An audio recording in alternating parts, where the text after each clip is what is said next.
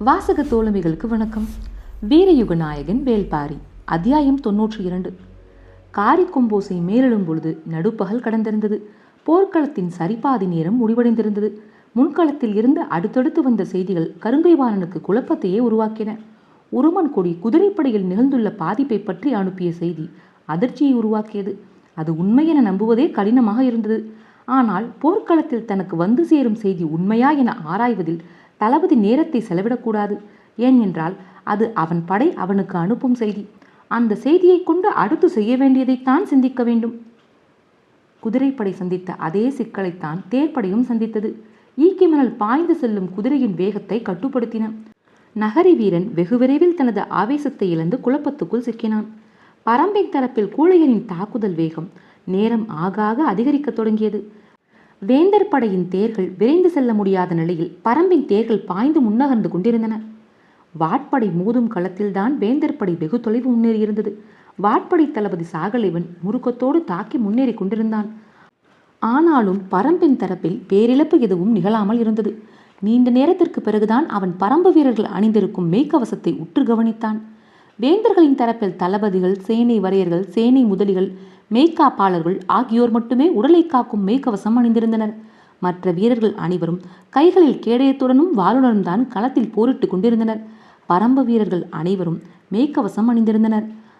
ஆனால் அது வேந்தர் படையினர் அணிந்திருந்ததை போன்று இரும்பால் ஆன மிகுந்த எடை கொண்ட கவசம் அல்ல. மாறாக சிவப்பு சித்திரமூலி, செங்கொடி வேலி ஆகியவற்றை அரைத்து முரியநாசான் செய்தது.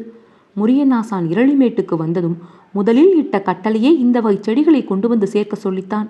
பரம்பு எங்கும் இருக்கும் ஆண்களும் பெண்களும் அடுத்த ஓரிரு நாட்களில் போதுமான அளவுக்கு கொண்டு வந்து சேர்த்தனர்.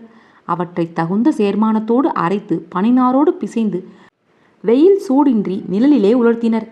ஆரிய கஞ்சில் திரண்ட மேலாடையைப் போல அது உலர்ந்தது. தோளின் குணம் கொண்ட ஆனால் பாறையின் பக்கு போன்றது அந்த ஆடை. ஒரு வகையில் உடும்பின் மேற்தோல் போன்றது. அதை துளைத்து கொண்டு எந்த ஓர் ஆயுதமும் எளிதில் உட்போக முடியாது. பரம்பு வீரர்கள் அந்த மெய்க்கவசத்தையே அணிந்திருந்தனர். மார்பின் மேல் போர்த்தி பின்புற கயிறுகளால் இழுத்து கட்டியிருந்தனர்.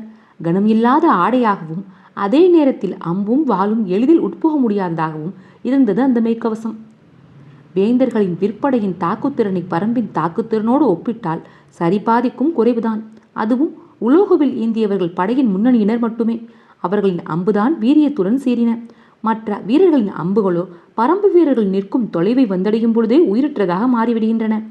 விற்படை, தேர்ப்படை, யானைப்படை ஆகிய 3 படைகளிலும் முதன்மையான ஆயுதம் வில்தான். ஆனால் வேந்தர் படை வீரர்கள் எதிரிகளை தாக்குவதற்காக தங்களை நிலைநிறுத்திக் கொள்ள வேண்டிய இடத்துக்கு அருகில் கூட வர முடியாதபடி இருந்தது பரம்பு படையின் தாக்குதல். அது மட்டுமல்ல, பரம்பு வீரர்கள் அனைவரும் மெய்க்கவசம் அணிந்தவர்களாக இருந்தனர். எனவே பரம்பின் தரப்பில் ஒரு வீரனை சாய்ப்பதே பெரும் பாடாக இருந்தது.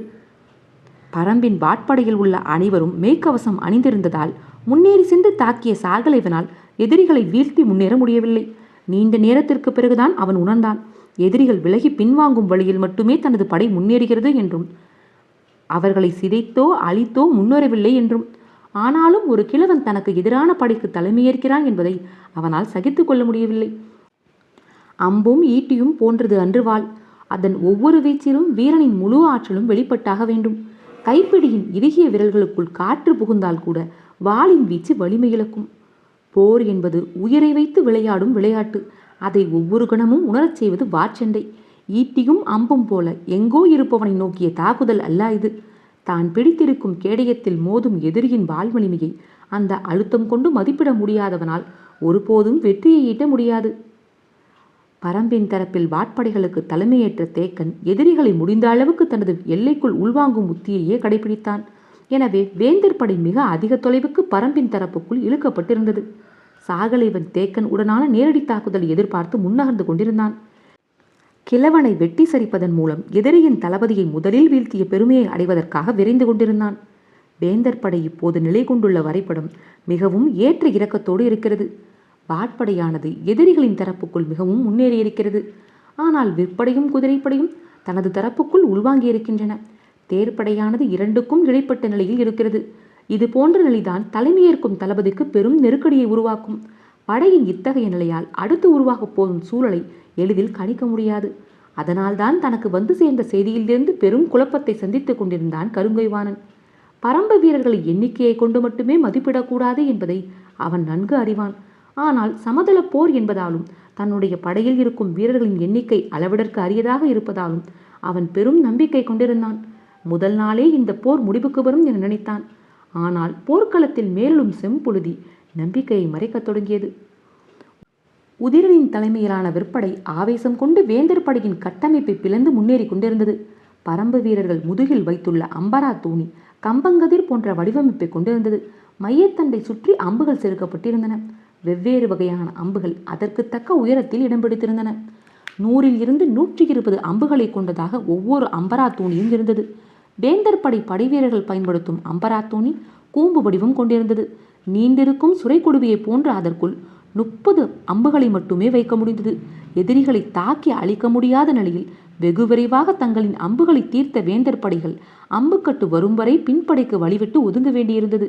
முன்வந்து தாக்கும் அடுத்தடுத்த படைப்பிரிவுகளும் அம்புகளை தீர்ப்பதில் மிக வேகமாக செயல்பட்டு ஒதுங்கின. உதிரனின் தலைமையிலான விற்படை தடைகளற்ற வேகம் கொண்டிருந்தது. தாகம் மேலிட வீரர்களிடம் களைப்பு உருவாக தொடங்கியது. கதிரவனின் வெப்பத்தால் தட்டியம் காட்டு கருமணல் எங்கும் வெப்ப வலயங்கள் உருவாகி கொண்டிருந்தன. காலையில் இருந்து பேராவேசத்தோடு போரிட்டு கொண்டிருக்கும் வீரர்களின் உடலில் நீர்வற்றி தாகம் ஏற்பட பெரும் அயர்வுக்கு உள்ளானார்கள். முரியன் ஆசான் நீர்வேலி படர்கொடியின் இலைகளை அதன் சிறு சிறு காய்களோடு சேர்த்து சுருட்டி கைகளின் மணிக்கட்டுக்கும் மேலும் கழுத்திலும் தாயத்து போல ஒவ்வொரு வீரனுக்கும் கட்டியிருந்தார்.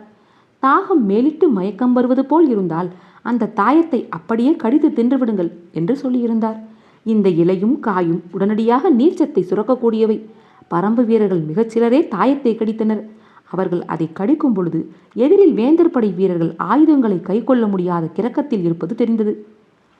கருங்கை வாணனுக்கு களத்தின் எல்லா திசைகளில் இருந்தும் செய்திகள் வந்து கொண்டே இருந்தன. ஆனால் ஒரு செய்தி கூட அவன் நினைத்ததைப் போல இல்லை. வாட்படை மட்டும்தான் வெகுவாக முன்னோக்கி போய் கொண்டிருந்தது. அதை சொல்ல வருபவன் மட்டும்தான் உற்சாகத்தோடு சொல்லிச் செல்கிறான். ஆனால் மற்ற படைகள் இருக்கும் நிலைக்கும் வால்படை இருக்கும் நிலைக்கும் பெருத்த வேறுபாடு இருந்தது. வேட்டுவன் பாறை தாக்குதலில் திதியின் முன்னேறி போன பொழுது வந்த எண்ணம் இப்போது உருவாகத் தொடங்கியது. சாகலைவன் ஏதோ பொறியில் மாட்டப்போகிறான் என தோன்றியது. இந்த எண்ணம் தோன்றிய கணத்தில்தான் காரமலையின் மேலிருந்து அடுத்ததொரு பேரோசை கேட்டது. இந்த ஓசையின் மூலம் எதிரிகள் என்ன செய்தியை சொல்கின்றனர் என்பதை கணிக்க முடியவில்லை. ஆனால் இதன் அடிப்படையில் தான் அவர்கள் உத்தியை வகிக்கிறார்கள் என்பது மட்டும் புரிந்தது. இப்போது வெளிப்பட்ட காரிக்கொம்பின் ஓசை இறுதி 5 நாளிகையின் தொடக்கத்தை அறிவிப்பதாகும். பரம்பு வீரர்கள் தாங்கள் வகுத்த போர் உத்தியின் இறுதிப் பகுதியை நிறைவேற்ற ஆயத்தமாயினர்.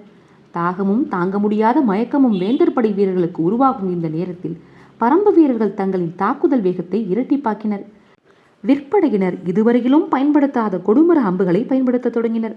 கருங்கைவான நிலைமையை கணித்து என்ன செய்யலாம் என சிந்தித்துக் கொண்டிருந்த பொழுது பரம்பின் அனைத்து படைகளும் பல கூறுகளாக பிரிந்து ஆவேசம் கொண்டு தாக்கி முன்னேறினர்.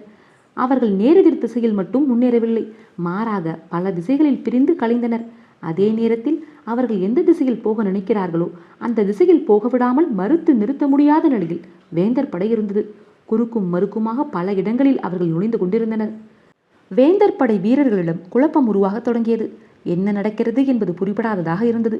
முதல் நிலைப்படையில் இருந்த வீரர்களுக்கு உடனடியாக அம்புக்கட்டு தேவைப்பட்டது. அவர்களுக்காக ஆயுதவாரியின் உத்தரவின் பேரில் யானை ஒன்று அம்புக்கட்டை ஏந்தி முதல்நிலைப்படைக்குள் நுழைந்தது. எங்கும் கூச்சலும் மோதலின் பேரோசையுமாக இருந்தது. கருங்கைவாணன் சாகலைவுக்கு உத்தரவு அனுப்பினான். தொடர்ந்து முன்னோக்கி செல்லாதே என்று அவன் சொல்லிய செய்தியை கொண்டு சென்றான் வீரன் ஒருவன். நீண்ட நேரமாக குதிரைப்படையின் தளபதி உருமன்கொடியிடமிருந்து எந்த செய்தியும் இல்லையே என சிந்தித்தான் கருங்கைவாணன். அந்த எண்ணம் தோன்றிய பொழுதுதான் ஆயுதக்கட்டை கொண்டு வந்த யானையின் பிளிரல் போர்க்களம் முழுவதும் எதிரொலித்தது. சட்டென பின்புறம் திரும்பி பார்த்தான் கருங்கைவாணன். முடியன் எறிந்த மூவிளைவேல் யானையின் செவிப்புறத்தின் இறங்கு குழியில் குத்தி இறங்கியது. போர்க்களம் முழுவதும் எதிரொலித்தது யானையின் பிளிரல். தேரில் நின்றபடியே அடுத்த மூவிளைவேலை கையில் எடுத்தான் முடியன். அதை எறிவதற்குள் முடியனை தாக்க வேண்டும் என நினைத்த கருங்கைவாணன் தன்னிடம் இருந்த வில்லில் நான்கேற்றிய பொழுது மத்தகத்தின் இடது முனையில் குத்தி உள்ளிறங்கியது அடுத்த மூவிளைவேல். கல்லூசிகளும் எஃகூசிகளும் பன்றியின் முன்கொம்பால் செய்யப்பட்ட நீள் ஊசியும் கொண்ட பரம்பின் தனித்துவமான ஆயுதம் மூவிளைவேல். 3 திசைகளில் விரிந்திருக்க குத்துப்பட்ட வேகத்தில் யானை வெறிகொண்டு கழுத்தை மறுத்து அசைக்க வேலின் கூர்முனை துளைத்து உட்சென்று கொண்டிருந்தது. ஏதோ நடக்கப் போகிறது என கருங்கைவான் நினைத்த பொழுது அம்புக்கட்டுகளை பிரித்து கொடுப்பதற்கான யானையின் மேலேயும் பக்கவாட்டிலும் நின்றிருந்த 12 வீரர்கள் தூக்கி வீசப்பட்டனர். யானையின் பிளிரலை விஞ்சியது வீசப்பட்ட வீரர்களின் ஓலம். கீழே விழுந்து எழுந்த பாகன் ஒருவன் குத்தப்பட்டிருந்த ஈட்டியை பிடுங்க முயன்றான். அப்போதுதான் அந்த பயங்கரம் அரங்கேறத் தொடங்கியது. மூவிளைவேலின் வடிவமைப்பே எதிரெதிர் திசையில் உள்நுழைந்து செருகி கிடப்பதுதான். இப்போது அதை இழுக்க நினைத்தால் ஒரு திசையில் இருக்கும் கூர்முனை வெளிவர மற்ற இரு திசைகளிலும் இருக்கும் கூர்முனைகள் அழுத்தி உள்நுழையும். எக்கூசியும் கல்லூசியும் பன்றிக்கொம்பும் இருக்கும் கூர் ஊசியும் மத்தகத்தின் இடது சப்பைக்குள் கிழித்து இறங்க யானை வெறி கொண்டு சுழற்றியது துதிக்கையை. வேந்தர் படை வீரர்களுக்கு நடுவே நின்றிருந்த அதன் தாக்குதல் கன நேரத்துக்குள் பன்மடங்கு ஆவேசமடைந்தது. எறும்பு கூட்டங்களை நசுக்குவது போல திறன் கொண்ட படையணியை நசுக்கத் தொடங்கியது. யானை தனது கட்டுப்பாட்டை இழந்து தாக்குதலை தொடங்கிவிட்டது என்பதை அறிந்த கருங்கைவாணன் அதை குத்தி வீழ்த்துங்கள் என்று பெரும் குரல் எடுத்து கத்தினான். வழக்கமான போர் ஈட்டிகளை கொண்டு யானையை வீழ்த்திவிட முடியாது. கூர்வால் செருகப்பட்ட பெரிய ஈட்டியாலும் தந்தை ஈட்டியாலும் தான் யானையை தாக்கி வீழ்த்த முடியும். அதுவும் இந்த யானைக்கு முன்னெற்றியிலும் பக்கவாட்டிலும் சங்கிலிகளால் பின்னப்பட்ட போர்க்கவசம் போர்த்தப்பட்டிருந்தது. வீரர்கள் தங்களை காப்பாற்றிக் கொள்ள யானையை வீழ்த்தியே ஆக வேண்டிய நிலை உருவானது. தாக்குதல் தொடுக்க தொடுக்க யானையின் ஆவேசம் பன்மடங்கு பெருகி கொண்டிருக்கிறது. துதிக்கையை சுழற்றி எறிந்து அடித்து நொறுக்கி கொண்டிருந்தது அனைவரையும். மத்தகத்தின் இடது சப்பைக்குள் இறங்கிய மூவளைவேல் வேதனையை பல மடங்கு அதிகப்படுத்தியது. பிளிரலின் ஓசையின் மூலம் அதன் மூர்க்கம் உச்சத்தை தொட்டு கொண்டிருப்பது தெரிந்தது. இரும்பு சங்கிலியால் போர்க்கவசம் போர்த்தப்பட்ட யானையை இரு வேல்கொம்பு வீச்சுகளால் பரம்பின் பின்வீரன் ஒருவன் தாக்க முடிந்ததை வேந்தர்களின் படைவீரர்கள் மிரண்டு பார்த்தனர். ஆனால் இந்த மிரட்சி அடுத்த சில கணங்களுக்கு கூட நிற்கவில்லை. அதே யானை தங்களை அழித்தொழிக்கும் நிலை உருவானதால் ஆவேசத்தோடு இறங்கி போரிட வேண்டியதாக மாறிவிட்டது. எவ்வளவு வேகமாக இதை வீழ்த்துகிறோமோ அவ்வளவு வேகமாக படையின் பாதிப்பு குறையும். வேந்தர்களின் விற்படையின் மையப்பகுதி யானையுடன் போரிட்டு கொண்டிருந்த பொழுதுதான் முதல் நிலைப்படையின் கட்டுக்கோப்பு குலைய தொடங்கியதை கருங்கைவாணன் உணரத் தொடங்கினான். எதிரிப்படையின் தளபதியான முடியன் எங்கே இருக்கிறான் என கருங்கைவாணனின் கண்கள் காலையிலேயே தேடின. அவன் கண்களிலேயே படவில்லை. அதற்கு மேல் அவனை பொருட்படுத்தி தேட ஒன்றும் இல்லை என்ற முடிவுக்கு போனான். காரிக்கொம்பின் ஓசை கேட்டதும் போர்க்களத்தின் கடைசி நாளிகை தொடங்கியது. பரம்பின் தரப்பில் படைப்பிரிவின் பின்னிலையில் நின்றிருந்த பலர் இப்போது முன்னிலைக்கு வந்து கொண்டிருந்தனர். அப்போதுதான் முடியனின் தேர் களத்தில் நடுவில் வந்து நின்றது.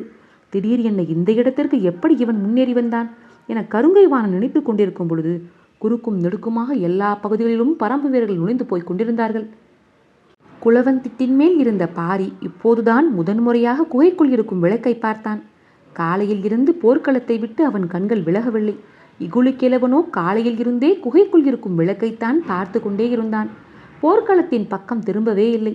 விளக்கின் சுடர் ஈட்டி போல மேல் நோக்கி எரிந்து கொண்டிருந்தது.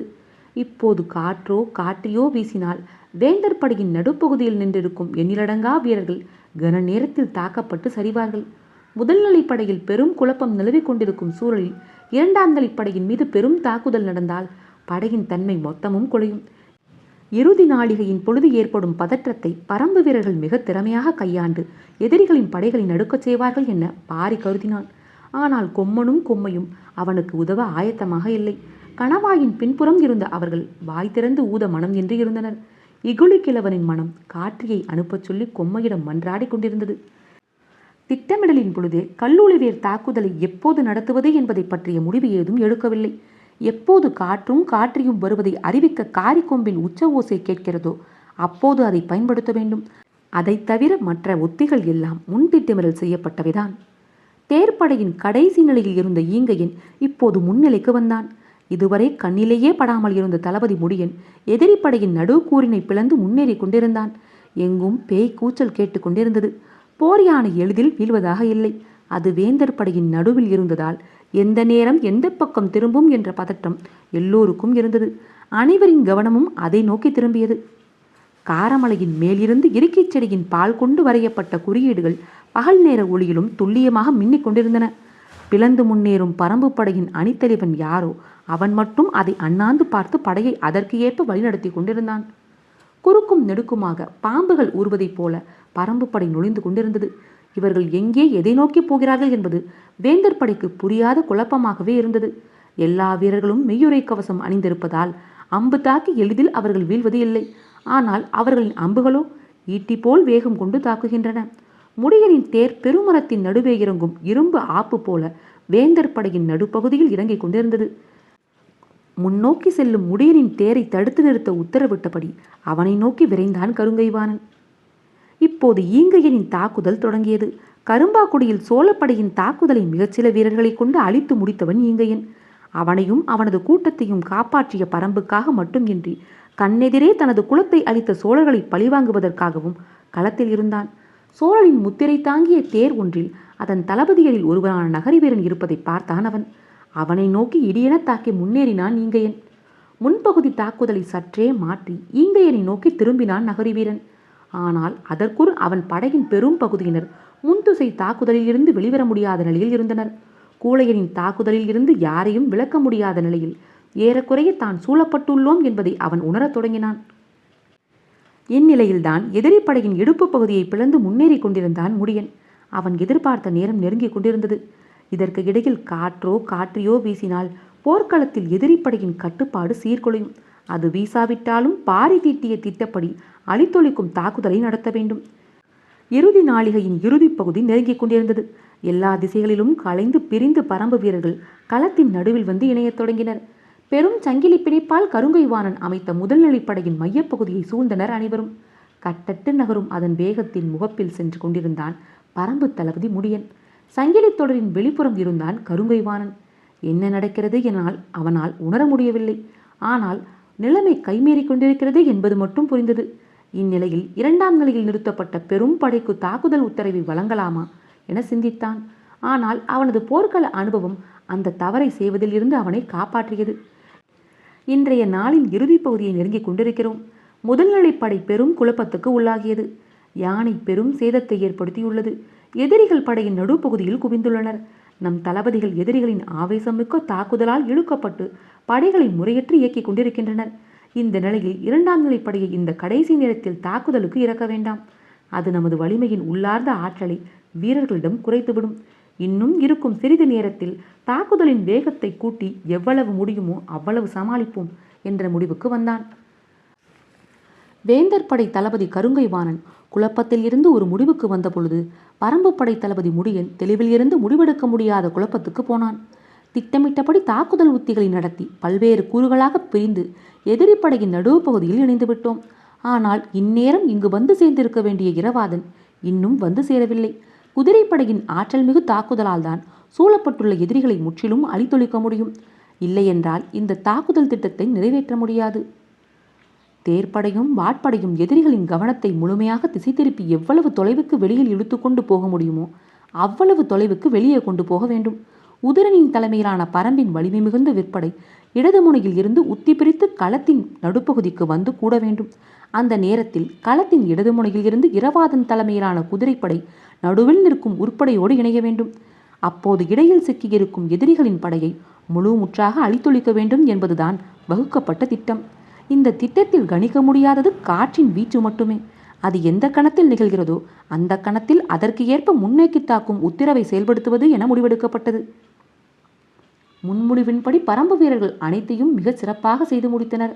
ஆனால் இரவாதனின் தலைமையிலான குதிரைப்படை மட்டும் முடியன் நிலை கொண்டுள்ள நடுவு பகுதிக்கு வந்து சேரவில்லை.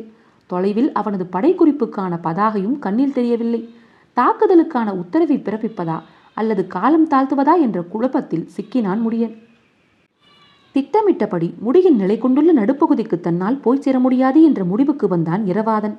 பரம்பின் குதிரைப்படைதான் எதிரிகளை பேரழிவுக்கு உள்ளாக்கியுள்ளது. காலையில் இருந்து அதன் வேகம் உருமன் கொடியை நிலை குலைய வைத்து தற்காப்பு நிலைக்கு தள்ளியது. ஆனால் நடுப்பகலுக்கு பிறகு மனிதர்களால் எப்படி இந்த நிலத்தின் வெக்கையை நீரின்றி பொறுத்து கொள்ள முடியவில்லையோ அதே சிக்கலை குதிரைகளும் சந்தித்தன. இதற்கான மாற்று ஏற்பாடு எதுவும் செய்யப்படவில்லை. அதுவும் காலையில் இருந்து கனப்பொழுது கூட நிற்காமல் ஓடிய பரம்பின் குதிரைகள் காரிக்கொம்பின் இரண்டாம் ஓசை கேட்டபொழுது மிகவும் களைத்து போயின. இவ்வளவு களைத்து இருக்கும் குதிரைகளை கொண்டு எதிரிகளின் குதிரைப்படையை பிளந்து உள்நுழைந்தால் நமது தரப்புக்கு இழப்பு அதிகமாகும் என கணித்த இரவாதன் வேறு வழியே இன்றி திட்டத்தை செயல்படுத்தும் முடிவை கைவிட்டான். கருங்கைவாணனோ எதிரிகளின் உத்திகளுக்குள் நமது முதல்நிலைப்படை கடுமையாக சிக்கிக்கொண்டது. இருக்கும் சிறிது நேரம் வரை பாதிப்பை குறைக்கும் உத்தியை மட்டும் கடைபிடிப்போம் என்ற நிலையை எடுத்தான். அப்போதுதான் நீல் சங்கின் ஓசை தென்மூலையில் கேட்டது. என்ன இது என்று பரம்பு தளபதிகளுக்கு புரியவில்லை. ஆனால் ஓசை கேட்ட கணம் திடுக்கிட்டு போனான் கருங்கைவாணன். அது தளபதி கொல்லப்பட்டு விட்டால் உடனடியாக தலைமை தளபதிக்கும் அரசனுக்கும் சொல்லும் குறிப்பு. தன் தளபதி ஒருவன் கொல்லப்பட்ட செய்தி ஒரு கணம் நடுக்குற செய்தது. உடனடியாக அந்த திசை நோக்கி குதிரையை விரைவுபடுத்தினான். கடைசி சில நாளிகையில் தளபதி கொல்லப்பட்டால் அந்த படையணி முழு முற்றாக அழிய அதிக நேரமாகாது. பாதிப்பை குறைக்க வேண்டும் என்ற வேகத்தோடு விரைந்தான் கருங்கைவாணன். எதிரி படைக்குள் ஏறி உள்நுழைந்து சென்றது தேர்ப்படை தளபதி நகரி வீரனும் வாட்படை தளபதி சாகலைவனும் தான். நகரி வீரன் சோழ நாட்டு தளபதிகளில் ஒருவன். அவனது வீரத்தை பற்றி பெரிதாக தெரியாது. ஆனால் சாகலைவன் பாண்டிய நாட்டின் இணையற்ற வீரன். எனவே அவன் கொல்லப்பட்டிருக்க வாய்ப்பில்லை என நினைத்த பொழுது கருங்கைவாணனின் கண் பார்வையின் தொலைவில் நகரி வீரன் போரிட்டு கொண்டிருப்பது தெரிந்தது. கருங்கைவாணனால் நம்ப முடியவில்லை. குதிரையை வேகப்படுத்தியபடி முன்னோக்கி விரைந்தான். வேந்தர்களின் வாட்படை அவனது கண்ணுக்கு தெரிந்தது. உற்று பார்த்தபடி உருவிய வாளோடு விரைந்தான். குதிரை எவ்வி பாய்ந்தது. பரன்மேல் இருந்த திசைவேலர் தன் கைகளை உயர்த்தினார். போர்க்களத்தின் இரு திசைகளிலும் இருந்த பரன்களின் மேல் இருந்து எண்ணற்ற முரசுகள் ஒலிக்கத் தொடங்கின. தட்டியும் காடியெங்கும் எதிரொலித்தது அந்த ஒளி. இன்றைய போருக்கான நாளிகை முடிந்தது. பாய்ந்து சென்ற கருங்கைவாணனின் குதிரை சற்றே வேகம் குறைத்தது. வரவேண்டிய இடத்துக்கு வந்து சேர்ந்தான். எதிரில் தலை வெட்டப்பட்ட நிலையில் சரிந்து கிடந்தான் சாகலைவன். கொப்புளித்த குருதி மேலெல்லாம் பீச்சி அடித்திருக்க முகத்தை துடைத்தபடி விரிந்து கிடந்த தலைமுடியை உச்சந்தலையில் ஏற்றி கட்டி அருகில் இருந்த குதிரையின் மேல் தாவி ஏறினான் தேக்கன். அத்தியாயம் 92 நிறைவுற்றது. காற்றோடும் உங்கள் காதுகளோடும் நான் எவிமயிலா.